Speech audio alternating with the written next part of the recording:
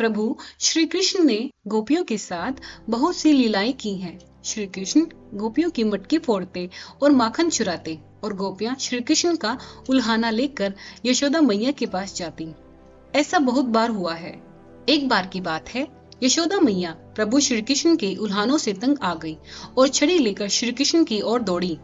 जब प्रभु ने अपनी मैया को क्रोध में देखा तो वह अपना बचाव करने के लिए भागने लगे।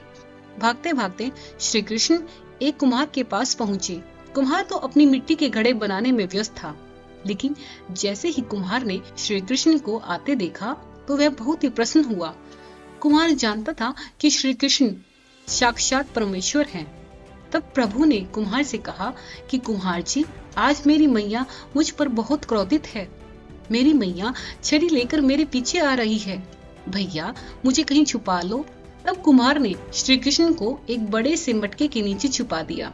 कुछ ही क्षणों में मैया यशोदा भी वहां आ गई और कुम्हार से पूछने लगी, क्यों रे कुम्हार, तूने मेरे कन्हैया को कहीं देखा है क्या? कुम्हार ने कह दिया, नहीं मैया, मैंने कन्हैया को कहीं नहीं देखा। श्री कृष्ण यह सब बातें बड़े से घड़े के नीचे छुपकर सुन रहे थे। मैया तो वहां से चली गई। अब प्रभु श्री कृष्ण कुम्हार से कहते हैं, कुम्हार जी, यदि मैया चली गई हो तो मुझे इस घड़े से बाहर निकालो। कुम्हार बोला, ऐसे नहीं प्रभु जी, पहले मुझे 84 लाख योनियों के बंधन से मुक्त करने का वचन दो। भगवान मुस्कुराए और कहा, ठीक है, मैं तुम्हें 84 लाख योनियों से मुक्त करने का वचन देता हूँ। अब तो मुझे बाहर निकाल दो।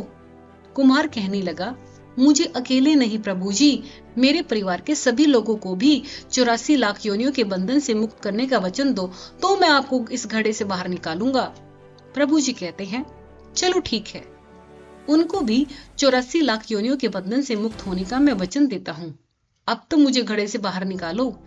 अब कुमार कहता है, बस प्रभु जी, एक विनती और है, उसे भी पूरा करने का वचन दे दो तो मैं आपको घड़े से बाहर निकाल दूंगा।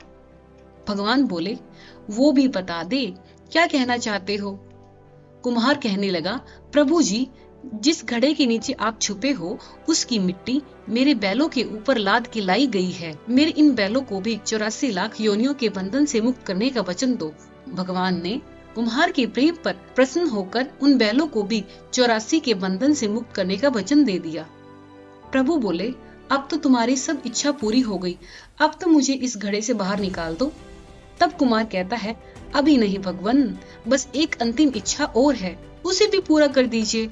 और वह यह है, जो भी प्राणी हम दोनों के बीच के इस संवाद को सुनेगा उसे भी आप 84 लाख योनियों के बंधन से मुक्त करोगे। बस यह वचन दे दो तो मैं आपको इस घड़े से बाहर निकाल दूंगा। कुम्हार की प्रेम भरी बातों को सुनकर प्रभु श्री कृष्ण बहुत खुश हुए और कुम्हार की इस इच्छा को भी पूरा करने का वचन दे दिया। फिर कुम्हार ने बाल श्री कृष्ण को घड़े से बाहर निकाल दिया, उनके चरणों में साष्टांग प्रणाम किया, प्रभु जी के चरण धोए और चरणामृत लिया और अपनी पूरी झोपड़ी में चरणामृत का छिड़काव किया और प्रभु जी के गले लगकर इतना रोए कि प्रभु में ही विलीन हो गए। जरा सोचें, जो बाल श्री कृष्ण 700 कोस लंबे चौड़े गोवर्धन पर्वत को अपनी इकवनी उंगली पर उठा सकते हैं, तो क्या वो एक घड़ा नहीं उठा सकते थे? लेकिन बिना प्रेम रिझे नहीं। नटवर नंद किशोर, कोई कितने भी यज्ञ करे, अनुष्ठान करे, कितना भी दान करे, चाहे कितनी भी भक्ति करे, लेकिन जब तक मन में प्राणी मात्र के लिए प्रेम नहीं होगा, प्रभु श्री कृष्ण मिल ही नहीं सकते। दोस्तों, आपको यह भगवान श्री कृष्ण की कहानी कैसे लगी? अगर आप भी भगवान श्री कृष्ण की भक्ति में लीन होना चाहते हैं तो उनका दिन रात स्मरण कीजिए।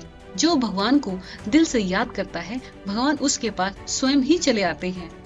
अगर आपको ये कहानी अच्छी लगी हो तो हमारे चैनल को अभी सब्सक्राइब करें और ज्यादा से ज्यादा इस वीडियो को शेयर करें। जल्दी ही मिलते हैं आपको एक नई वीडियो के साथ, तब तक के लिए धन्यवाद।